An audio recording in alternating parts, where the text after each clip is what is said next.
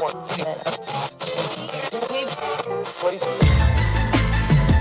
know what it is, black and snurdy, black and snurdy, black and snurdy, black and snurdy. You know who it is, black and snurdy, black and snurdy, black and snurdy, black and snurdy. Odie, Maury, Sody, Maury, Maury, Sody, Maury, Sody. black and snurdy, black and snurdy. Black and snurdy, black and snurdy. Hey, oh, Yes, Mo? are you ready? Let's go! Black and snurdy, black and snurdy, black and snurdy, black and snurdy. It's the Black and Snurdy podcast with Odie and Maurice. Here we are. We're back. Yeah, we're back. And this segment, we're going to be talking about a movie that we both watched that we have some feelings about. We should probably name this at some point. Like, we should maybe call this like the feature film. Yeah, can we just straight up call it our feature presentation? Our feature presentation. And then I could just download that little drop. There's like our feature presentation that happens at every single movie. I will gladly accept that. Yay! Please remind me because I'm never gonna remember it on my own. I will try to remind you on that. But this week's feature presentation is the United States versus Billie Holiday. Boy, oh boy. So we both watched this together, and by together I mean like we were in our own domiciles and watched it over Zoom, I think. Yeah. Or FaceTime, whatever. I can level with you about this on the podcast. I didn't know nearly as much about Billie Holiday as I thought I did. And this is upsetting to say I didn't even know that she was familiar with Baltimore. Really? I will say most of the things in the film I had heard about, except for her being from Baltimore. That's the part. My mom loves Billie Holiday, so a lot of the things about her life story, about her having to her being raped at 9 or 10, her mother basically kicking her out, and I don't know if she forced her into prostitution, but basically like kicking her out at 10 years old, and just her having such a difficult life and the drugs and all that. I knew a lot about that, but I did not know about Agent Jimmy Fletcher, played by Trevante Rhodes, aka my child's father. Okay, so we're going to get to Trevante in a quick second. I do want to sort of double back to a quick thing that you just said. Like, you knew all of this detailed information about Billie Holiday going into this movie. What does it say that, like, it's not readily known information that she was from Baltimore? Like, is it that the world is... For the listeners, I was raised in Baltimore. Lock Raven, Really? Northern Parkway. That's where I rep. Yeah, that's right. I don't think you've ever said that on the show before. Okay, you know what? Actually, Odie, there's a good chance that I have actually never said that on this show. You have. You introduced the show about Baltimore's and Ravens and Edgar Allan Poe. So yeah, you know what? All I'm saying is that everybody knows that, like, everybody knows all this information about Billie Holiday. You said, like, oh, she, at 10 years old, her mom kicked her out. No one knew that she was Fells Point. Yeah, I mean, that's all I'm saying. I mean, it makes sense that no one knew no one was making active effort to learn the stories of these Black icons. Fair besides enough. Black people who just really were into their work and then kept their memory alive. But even Ella Fitzgerald, what's her name? Her last name, is it Charlie Parker? Him, like, I don't really know a lot of their stories. And I think it's because we don't really get that many like docu movies about them or biopics about them. Fair enough. We get them about, what was that one that we were in high school? I Walked the Line. Dang. Oh, wait, that's Johnny Cash. Johnny Cash, yes, who, funny enough, had a Black wife that they made white in the movie. So even then... Wait, what? Yeah. Word? Reese Witherspoon's character was supposed to be a Black woman. Wait, in real life, Johnny Cash was over there, like... He was. Word? He was down with the squad. Honestly, he sounds like it. I mean... Like, if you ever listen to, like... if you ever listen to any of his songs, it does kind of sound like there's some influence. Either because white people stole rock and roll from Black people, or it's because dipping at pen into the ink. Whatever. Okay, I don't know. Whatever. Well, either way, we just have not really gotten to know a lot of our Black musical icons and legends. Fair enough. So it's great that we got this movie about her. I'm glad that we got this movie about it. And you know what, Odie, that's why I appreciate you as a friend. You pulled me back. You saw that I was about to be like a pit bull, just like about to bite anybody who disrespected Baltimore. But you know what? It's okay. You brought me back, and you're absolutely right. We don't actively like look for information about our heroes, and we should. And this time we got a chance to learn more about Billie Holiday. So that's good. We did. And Andra Day, who played Billie Holiday, she did a really great job. I think that she definitely deserves I believe she got a Grammy, or she got a Grammy and an Oscar nomination. Right? I think there was a nomination for this. But the movie has been nominated for several awards, which is great. I think that it did really well. It did a great job of telling her story, just, about the abusive relationship she was in, the relationships that she had with the United States government, which I don't think a lot of people, even if they might have been fans of her, have known about. Now, one question I have for you. Sure. And I'm not complaining because I didn't think it was a negative, but what did you think as someone who has studied film, like you did that at Howard, so you have a lot of background, sure, and just seen a lot of movies. Sure. Did you feel like the nudity was gratuitous? Was it needed? Okay. Did it add to the story? Because I'm not going to lie, I did not have any problem seeing her and Trevante Rhodes naked and having sex. I'm like, this is beautiful Black people having sex, love it.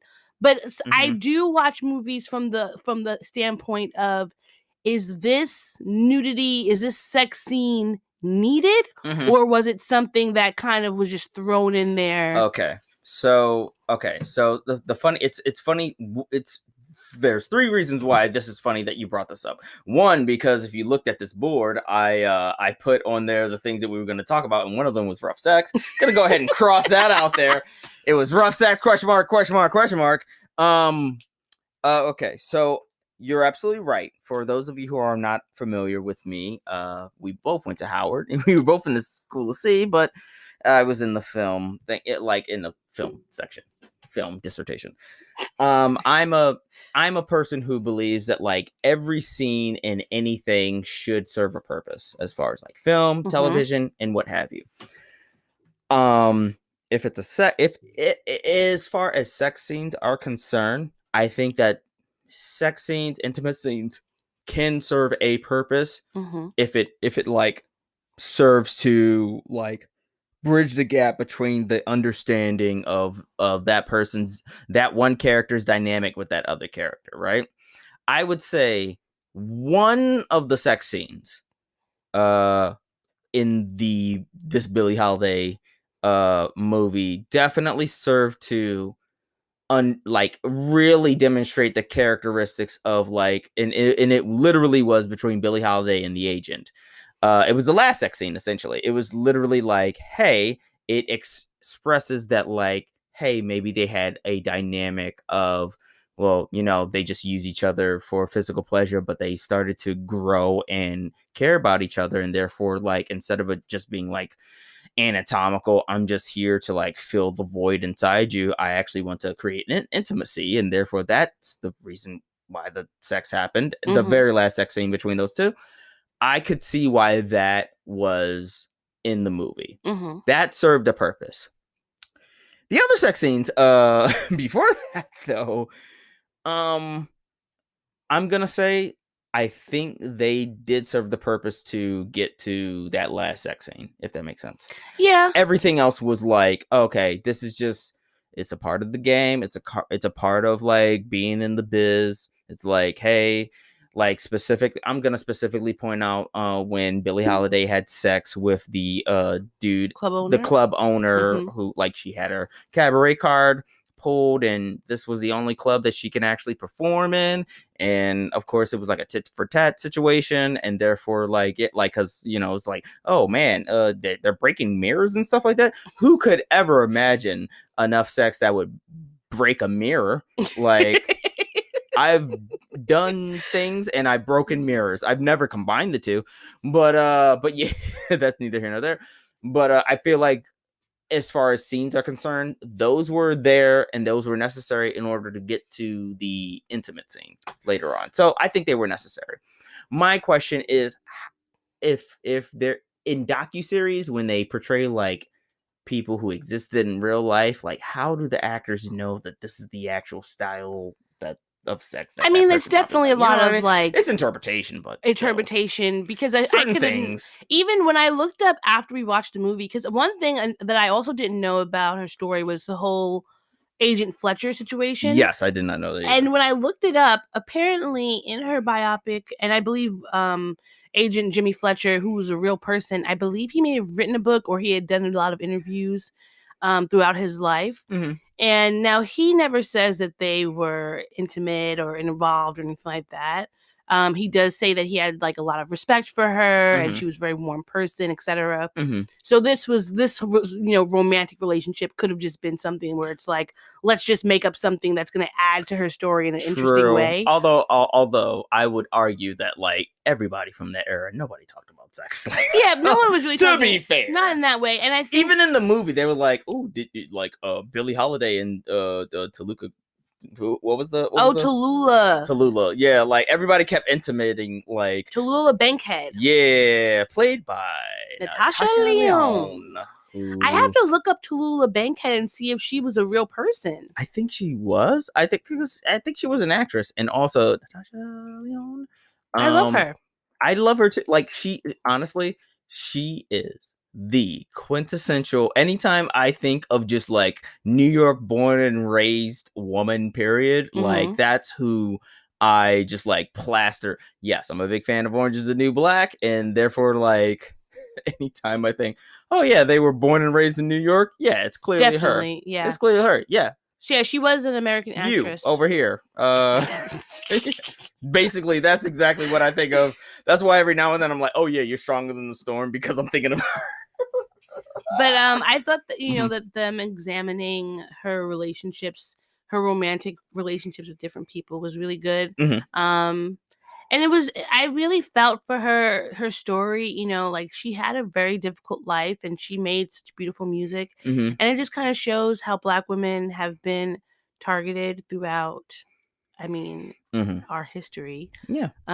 For no reason, but the fact that like we're just being beautiful and Black. Like when Jimmy at the end of the movie, when he was confronting the agent Anslinger, and he's like, you just don't like her because she's beautiful and Black and thriving, basically. Yeah. And that really resonated with me, because it's like you think about, and not saying somebody like Cardi B is making strange fruit level music, but even just like whether it's Cardi B, Beyonce, really any Black female artist who's making music that people like conservatives thinks is really negative or goes against maybe making Black people all rowdy and stuff and getting information. It's all like, oh, all of a sudden that person's a troublemaker, and why can't they just calm down and try to stop inciting riots? And it's like, if you can imagine the things that they were doing to Black people at that time, and she was standing up for our rights just through her music. It's like, what would happen if every artist really actually stood firm in that now, and not like just doing performative things? Like, at the Grammys when Lil Baby had that performance where it's like police brutality, but it's like, you're now, someone said this on Twitter and I really resonated with me. It was like, we're paying white people to be in performances about police brutality, which doesn't sit right in my spirit. Odie, like on a whole this is a whole conversation that we could have, and honestly we have enough time in the segment that I think we should have this now.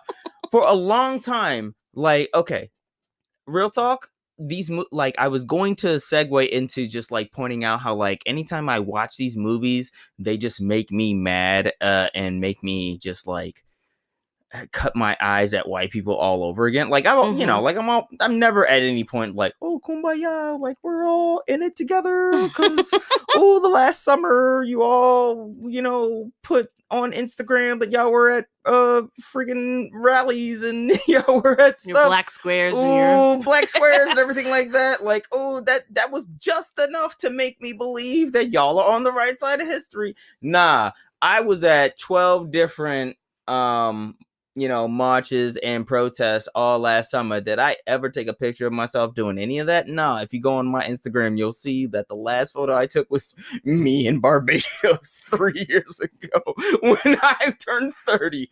But I was still at those because it wasn't about like flicking it up for the gram or anything like that. It was just like I wanted to be there or anything like that.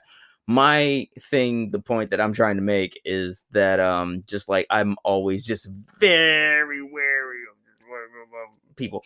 And these movies just make me realize how awful they were. However, Odie, and I think I need you to wrangle me back into the point that I was supposed to be making earlier. But the thing that I did want to point out was that like every now and then I feel like this in this movie, like the government was like, we need to plant drugs on Billie Holiday because her song Strange Fruit is inciting riots and stuff like that.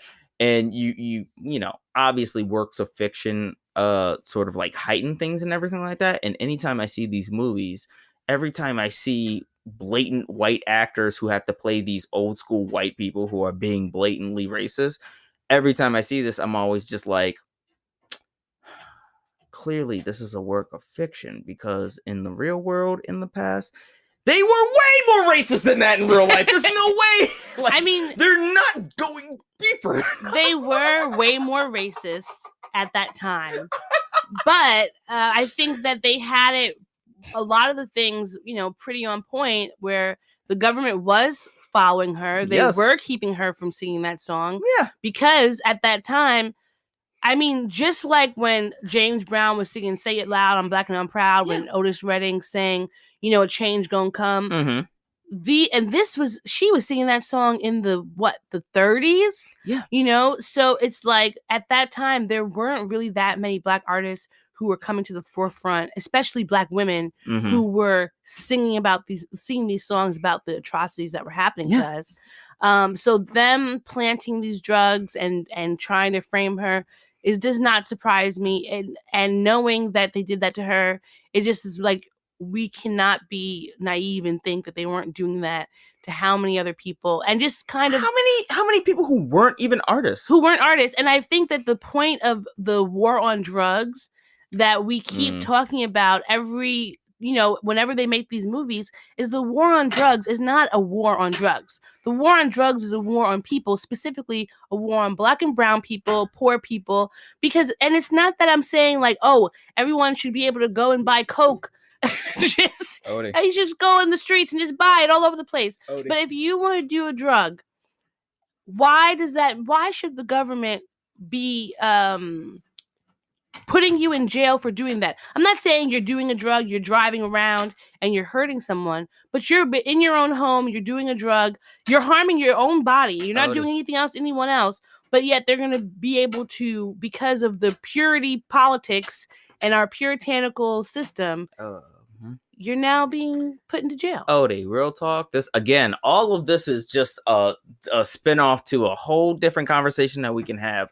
The Wire has a great quote. Like, it's not really a war on drugs, because wars end. Yeah, you know what I mean. Like, they've been like this is and like that. That's the best quote that I've ever heard when it comes to quote unquote the war on drugs. And then you get into the other the level of, well, if we're being honest, technically the government brought the drugs into the country and used that money in order to fuel guerrilla warfare in different countries and whatnot. So like, if we're like there's a lot that we could talk about to really break down how BS the war on drugs is. And that is even that's even getting super duper away from the fact that in this movie we clearly saw the government and just agent trying to plant drugs on Billie Holiday, also that she didn't sing Strange Fruit. Yeah.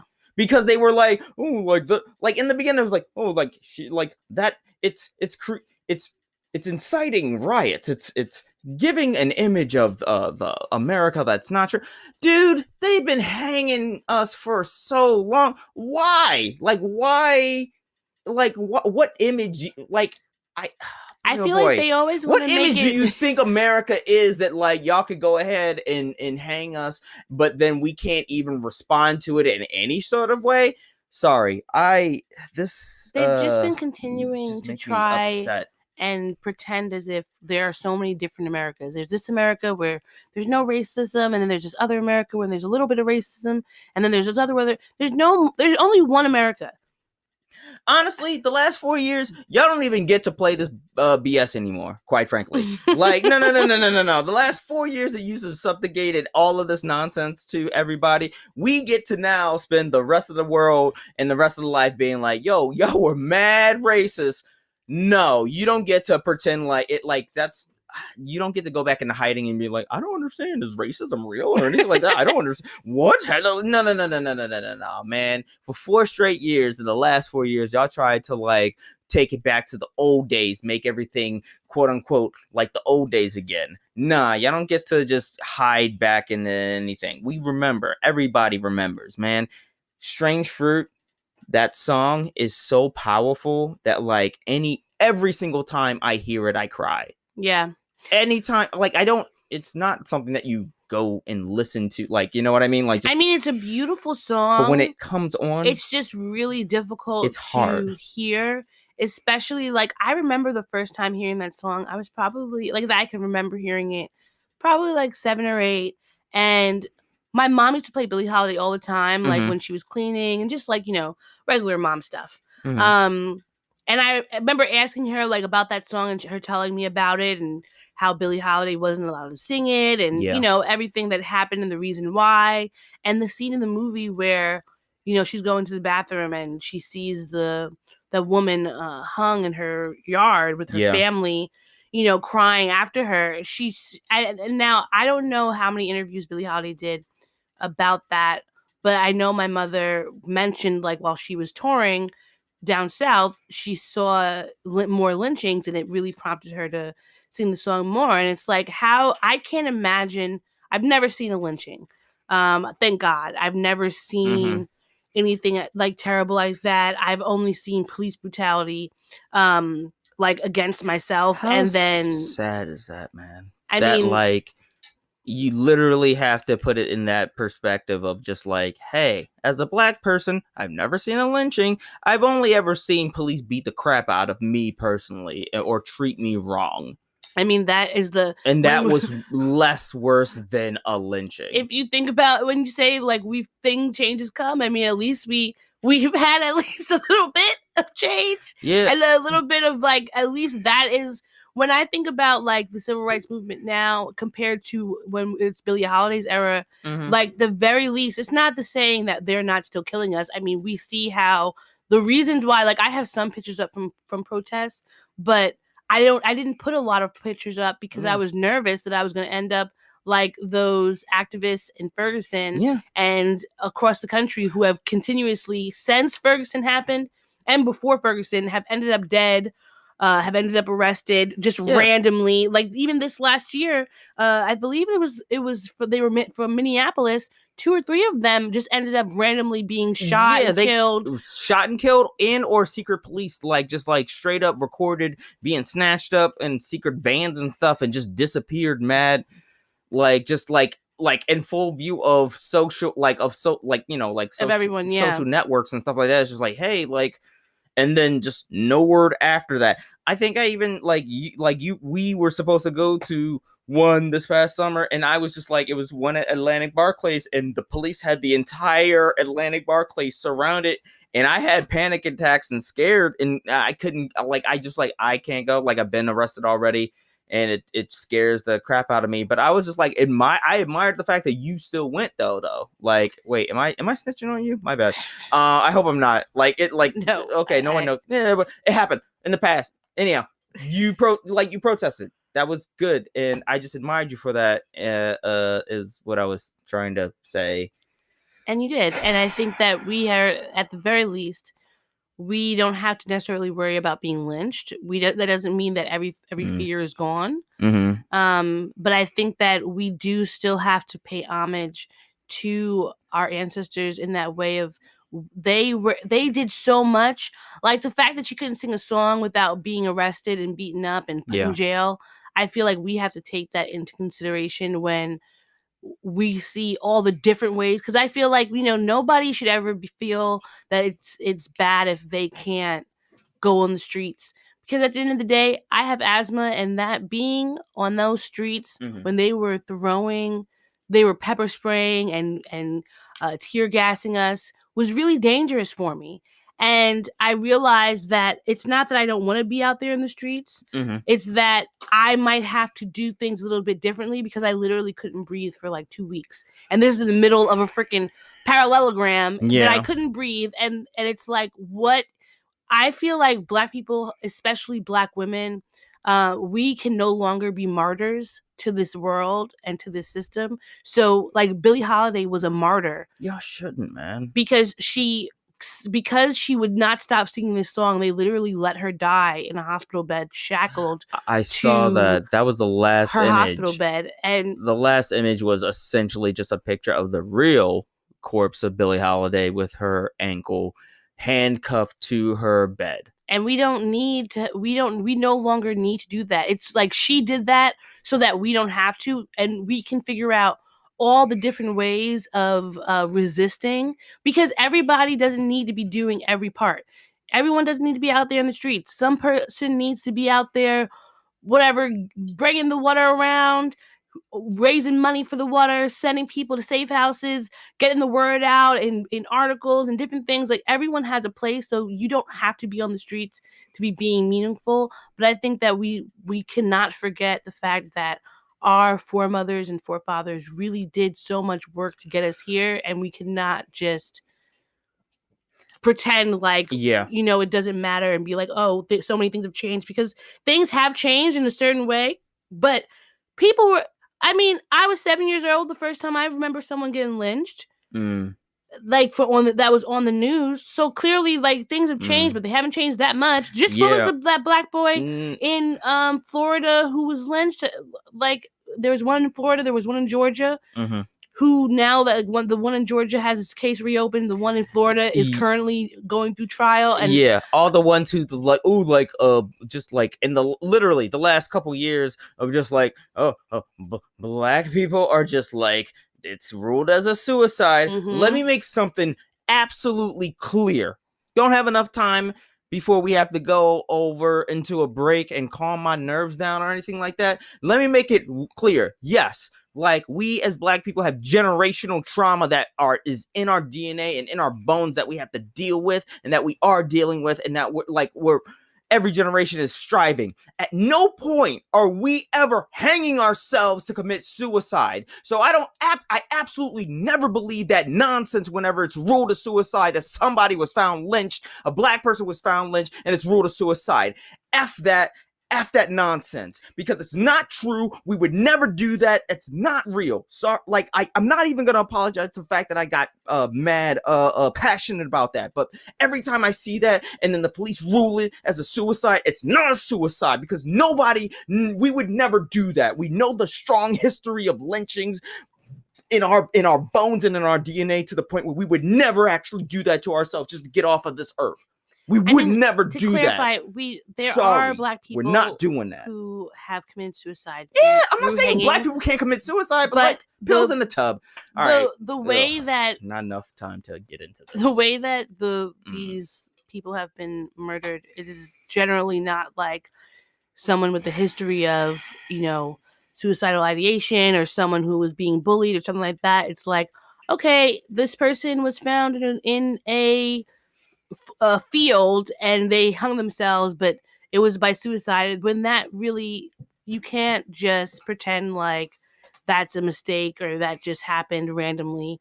we have to be able to say, like, yeah, there was something more to it. And we just, I'm just very grateful that we're getting these stories of our ancestors to see, like, what they went through and what they did for us to push us forward so that we can keep pushing the mantle and not forget, like, they fought hard for us to be where we are, and we need to continue to fight hard to ensure that the people coming after us are going to be better than where we left off. Please, everybody, watch Billie Holiday versus the United States. There's a lot of trigger warnings. Yes. But it's still good, and Trevante Rhodes he has abs. Yeah. Let's that was the happy part of the movie. That is the happy part of the movie. We did get to see him pretty naked. Yes, he was naked. Let's go in for a break real quick. I think we need a break. We need to breathe. This was a lot. It's a very heavy segment. But yeah, watch the movie. It was really great. And we'll be right back. Thanks for listening to the show. If you'd like to contact the podcast, you can reach us via email at blackandsnerdypodcast@gmail.com.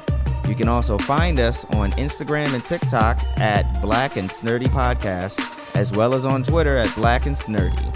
You can find me, Maurice, on all social media under the handle Licorish is Legit. That's LICORISH is legit. And you can find me on Instagram. It's that's OD THATSOD.E,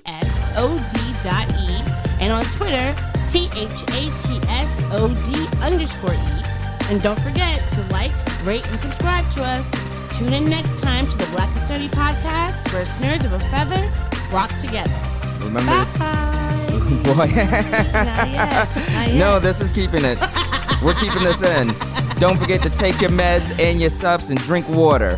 Bye. Bye. I actually want to keep that.